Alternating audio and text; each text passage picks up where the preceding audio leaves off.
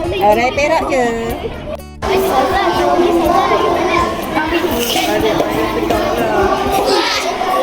Cikgu, tahun ni cikgu raya mana? Saya raya dekat. Terosok. Datang datang rumah selamat raya. Cikgu raya mana tahun ni? Cikgu dua-dua orang Penang. Make in Penang. Balik Penang. Raya Perak. Raya Perak. Cikgu, tahun ni cikgu raya mana? Tahun ni saya akan balik ke kampung belah mak di Tampah Perak.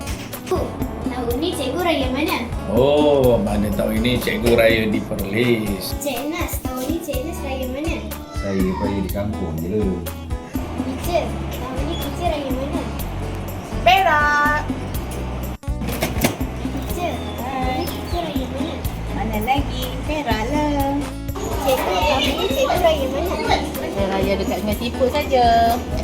Raya Teluk Kasar. Tahun ni ustaz raya mana? Rasa-rasa dekat Mualim. Tahu Mualim kat mana? Tak tahu. Saya tanya pula Mualim kat mana? Tanjung Malik. Ni saudara raya dekat Perlok. Jauh kat Perlok tu. Saya kampung Terosok, Sungai Situ. Cikgu, tahun ni cikgu raya mana? Saya berada di sini. Raya di sini. Di Sungai Buloh. Raya di rumah cikgu di kampung Timur. Cikgu orang sini je. Datanglah rumah cikgu. Raya mana dengan cikgu Asmiza, tahun ni raya mana pula? Tak raya mana-mana. Cikgu raya dengan cikgu. Dia di Sungai Timur, di Sungai Buloh.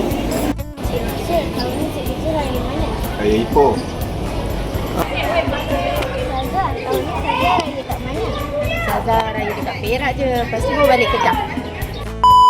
Kami warga SK Lasa mengucapkan selamat